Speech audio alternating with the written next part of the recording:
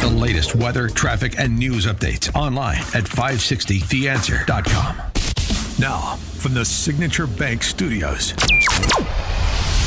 This is Chicago's Morning Answer with Dan Proft on AM 560. The Answer.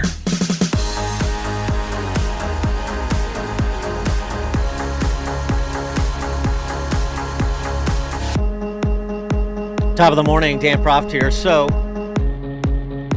as we discussed a bit earlier, yesterday, as expected, the assembled power structure of the neo-Marxist party that controls the state of Minnesota and the city formerly known as Minneapolis held a presser to announce that they have filed suit against the federal government to enjoin ICE agents, federal law enforcement officers, from enforcing federal immigration law.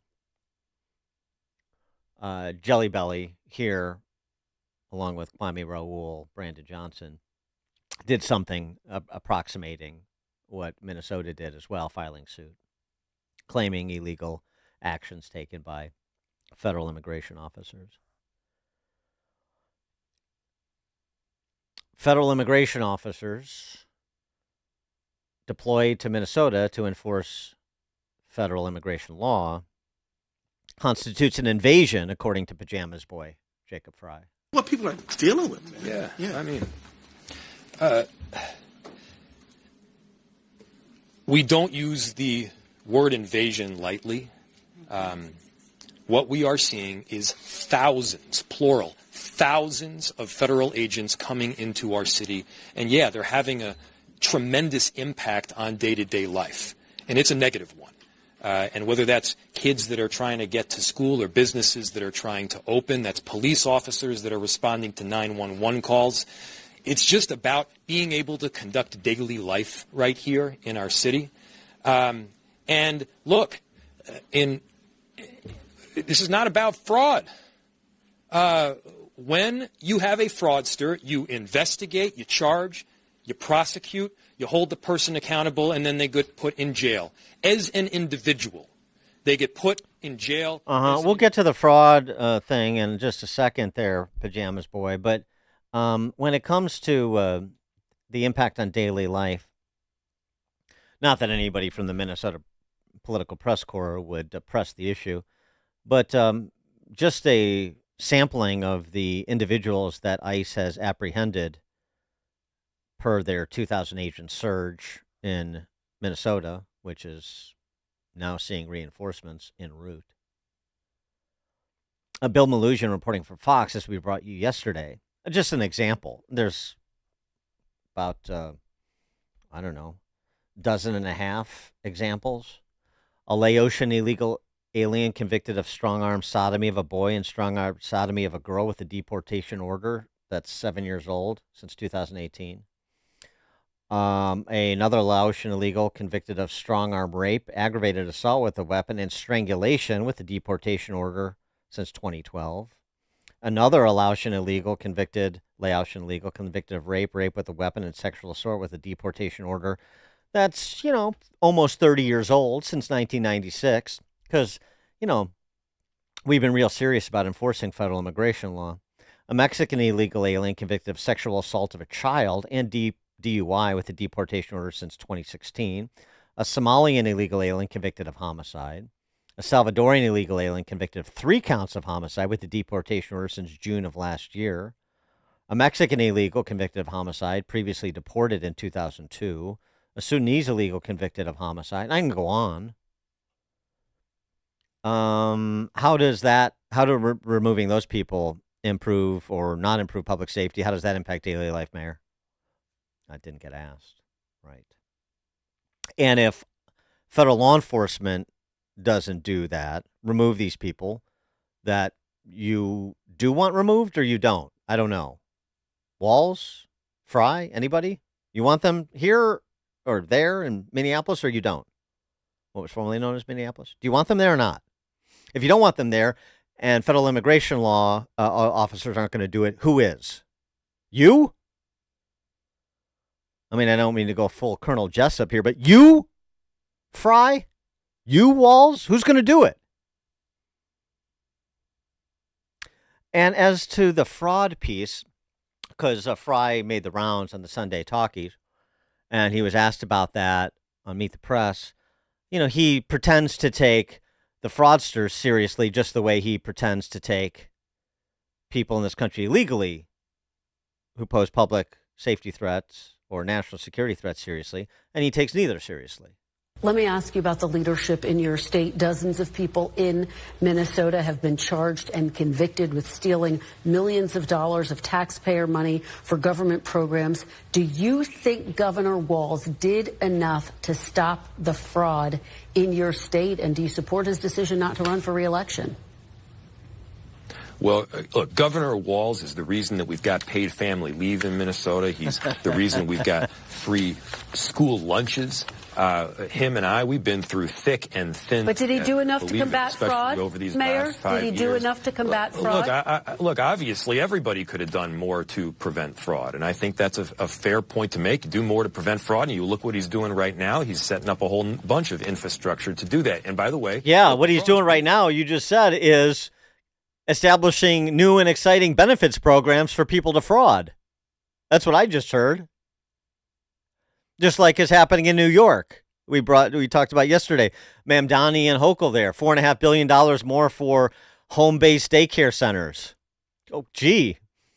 They'll be about as serious with respect to fraudsters as Fry and Walz are in Minnesota, I suspect. And happening all over the country, as we've heard. The layers and layers of this. And, it's funny because Fry and Pritzker and Brandon Johnson making local control arguments. Okay, local control. So then can we in Illinois or people in more sane states, civilized states, can they sue Minnesota to recoup the monies they sent to Washington, D.C. that were distributed through Medicaid to Minnesota and frauded by the lack of interest in oversight?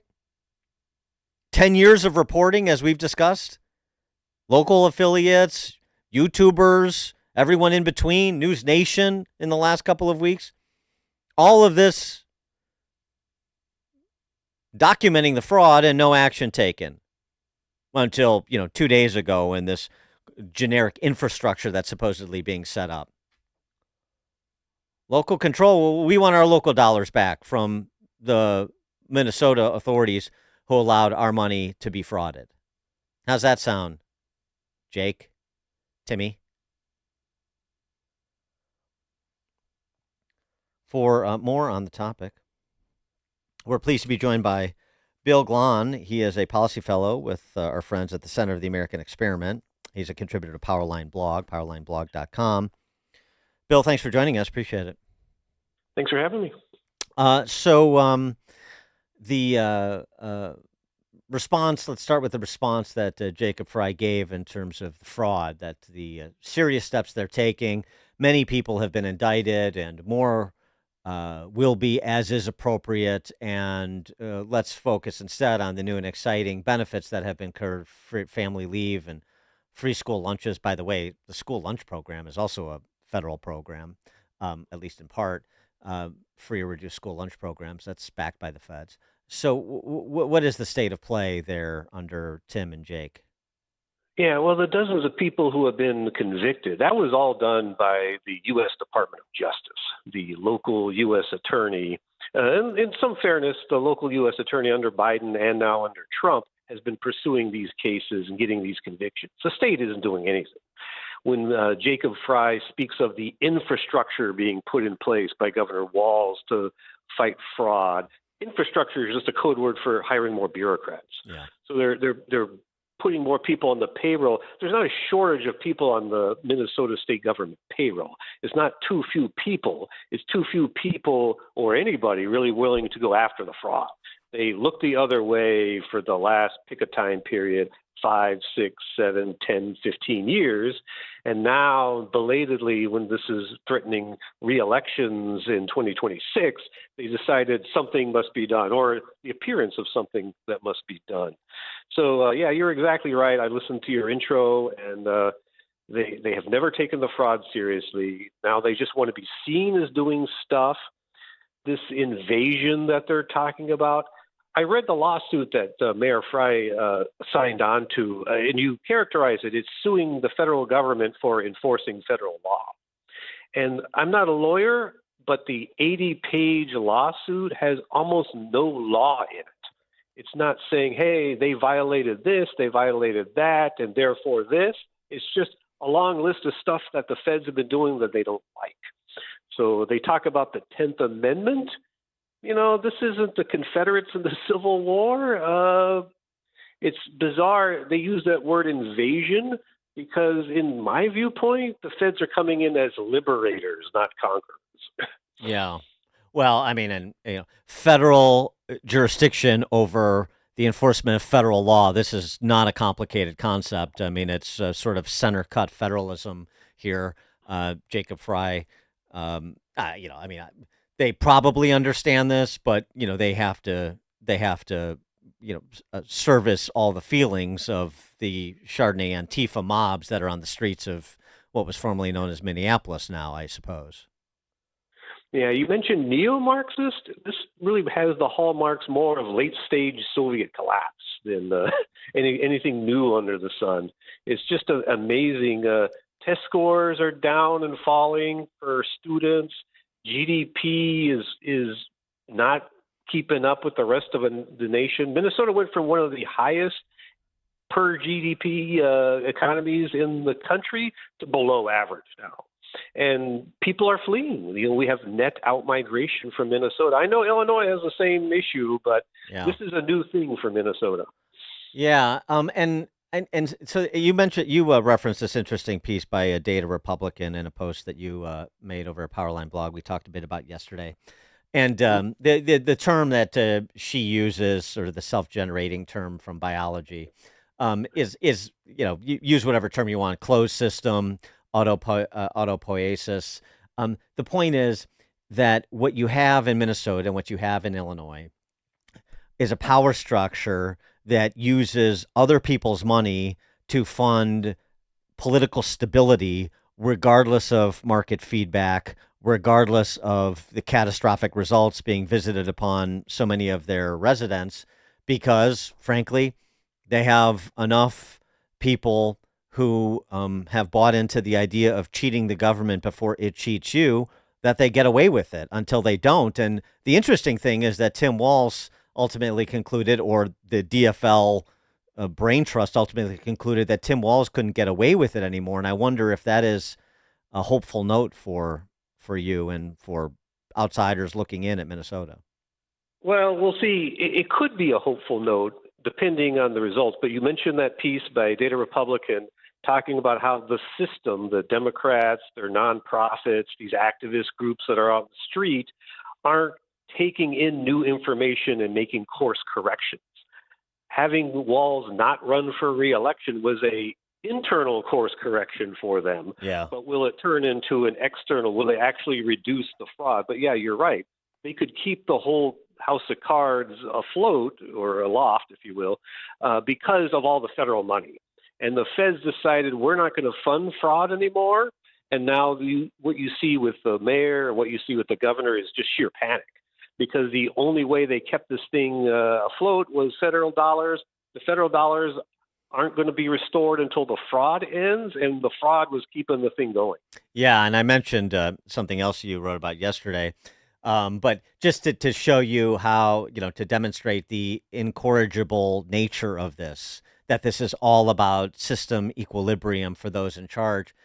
So against the backdrop of all this being exposed, Joni Ernst was on with Stuart Varney, pointing to an earmark that she found of Ilhan Omar's for $1 million for another fraudulent business that exists in Minnesota. So, I mean, they will not stop, because it is not about rooting out fraud. It is not about judicious deployment of tax dollars to provide benefits to residents. It is strictly about money as the means to preservation of political power.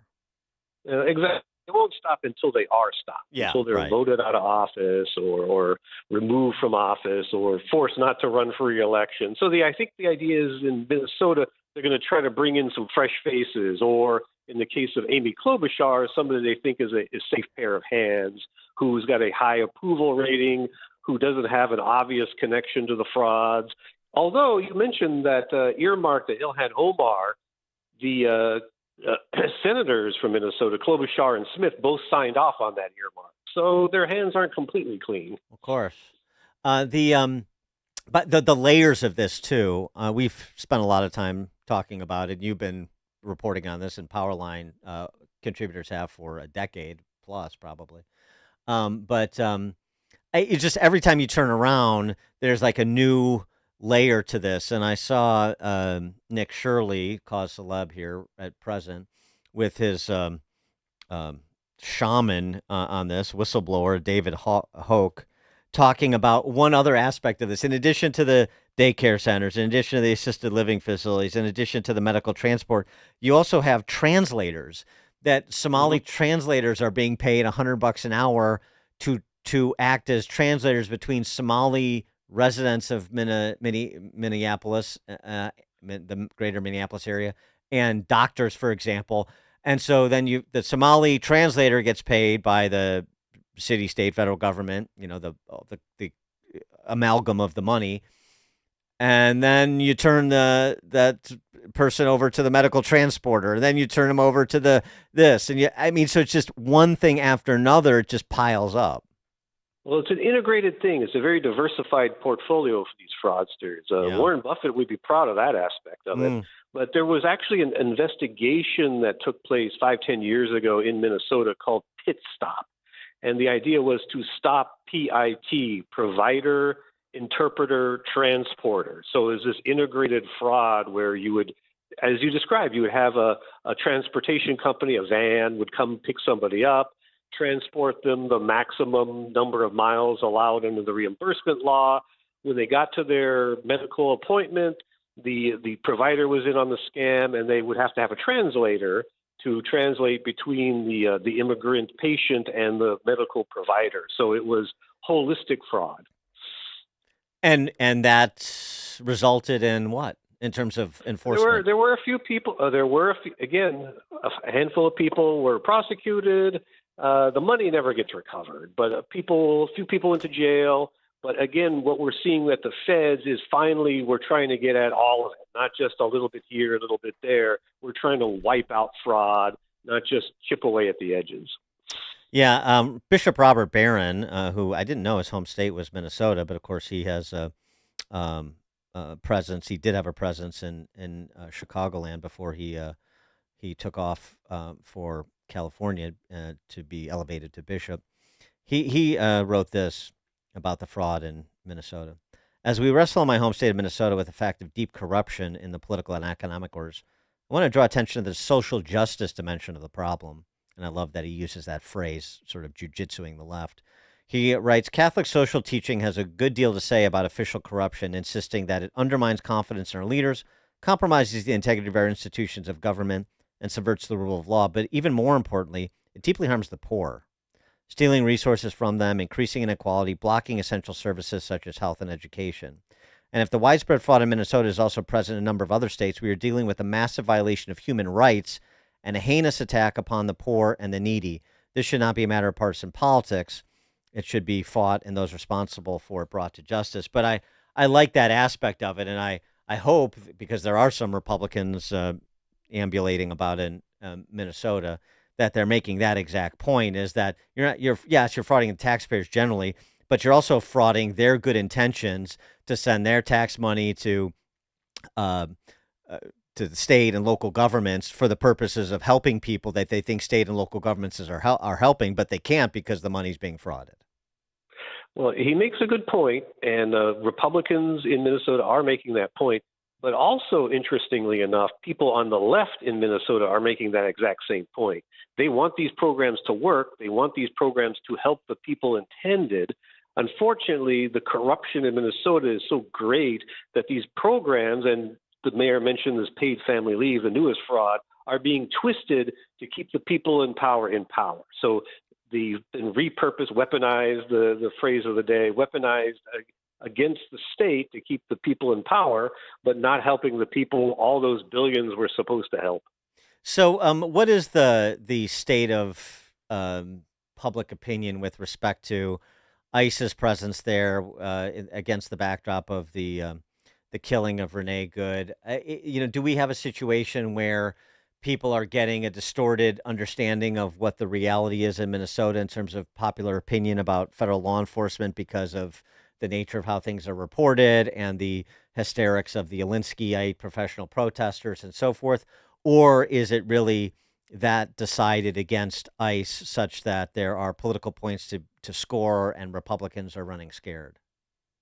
Right. Well, it's a lot of nuance in there, but the short answer is the people in charge, Mayor Fry, the governor, Keith Ellison, the attorney general, think Donald Trump is the enemy because he's got popularity levels in line where theirs are. They're fairly unpopular. He's unpopular. They think they can get ahead by attacking Trump. But the people aren't really getting the full story about what happened in the incident last week with ICE. They're not getting the full story about why ICE is there and what ICE is up to. You were giving them more information than they've been getting by reciting that Bill Malugin reporting on all of the bad people, murderers, rapists, that are being picked up off the street by ICE. So again, there's an Alpha News, our kind of equivalent alternative media, has been reporting on this. We've been reporting on this at Powerline and American Experiment, but the local legacy media TV channels, the newspapers, are given the party line that ICE is there as oppressors and terrorists and going into schools. They're not going into schools. Going into hospitals. They're not going into hospitals. Terrorize, just snatching people off the street at random. Right. So this is what they're seeing on TV. None of it's true. Again, has been the case for a decade at least. You get better information in Minnesota from the New York Post or the Daily Mail or Fox News about what's going on in Minnesota than you do from the local ABC or CBS affiliate in town. It's just an amazingly bizarre situation where local media report whatever Democrats approve, and to get the real story, you got to look on the website for the New York Post. Yeah, so it's the same thing in Chicago. We know that dynamic well. One last question. The interesting thing about the Malugin report, too, and this is relevant everywhere that ICE is putting these lists up of the people that have been apprehended. One of the other questions in these sanctuary jurisdictions is, how is somebody convicted of murder back out on the streets such that ICE apprehends them? How are they getting convicted of these serious violent crimes? And if they have essentially if they have served their sentence, how are they getting out so fast? I mean, it's almost it raises another question about the local criminal justice system. Well, it's broken beyond repair. So if you are convicted of murder in Minnesota, you get sentenced to, say, 30 years. Under the bizarro math we have in our criminal justice system, you only serve half. You serve 15 years. So some of these people were sentenced to sentences like that and got out in the normal course of things, normal here being they serve half their sentence. And so that's how somebody who murdered one or more people is out on the street in 10, 15 years. And we have a Soros-style prosecutor in our largest county, Hennepin County, which includes Minnesota. She doesn't believe in prosecuting crime. She only believes in prosecuting police officers who get involved in incidents while they're prosecuting crime. It's just a world turned upside down. Bill Glahn is policy fellow at the Center of the American Experiment, contributor to Powerline, powerlineblog.com. Bill, thanks so much for joining us. Appreciate it. Thanks for having me. This is Chicago's Morning Answer. Your show keeps me alive during the week. There's nobody I'd rather listen to between 5 and 9 in the morning than you guys. On AM 560, The Answer. Hello? Sir, this is Officer Peterson. There's been a